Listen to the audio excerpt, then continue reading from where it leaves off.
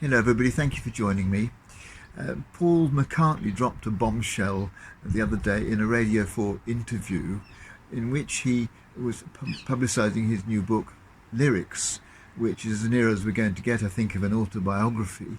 But in the interview, he said that though for decades he had been held responsible for breaking up the Beatles, because he was the one who first brought it to public attention, in fact, he wasn't the one who made the decision. It was John coming in one morning to a rehearsal and simply announcing that he was leaving that caused the breakup. But Alan Klein, the manager of the Beatles at the time, didn't want it publicised just at that point, and so it was kept under wraps for some weeks until Paul McCartney mentioned it in an interview and made it public.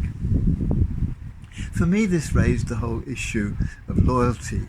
Was John right to leave? What about his loyalty to the group, which had meant so much to him and done so much for him? And I think it's an issue that we face in our lives too, when we're part of a group, but we feel that we might want to leave it. There are all sorts of things to take into account. I mean, one of them is how our own particular personality relates to groups, because some of us just find groups difficult, others find commitment difficult.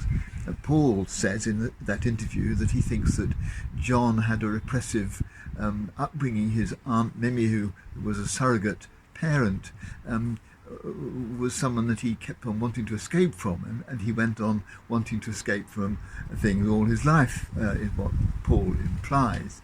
And we may have personality aspects that make us want to steer clear of groups or to leave groups once we feel we're getting perhaps too dependent on them.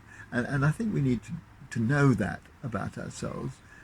On the other hand, groups which, though they're very important to us, and we've learned that particularly, haven't we, during this pandemic, it can also eventually come to a point where they're no longer feeding us, when we've outgrown them, when they no longer meet any needs in our lives. And probably at that point it's perfectly legitimate for us to say, sorry, but this group is no longer what I want.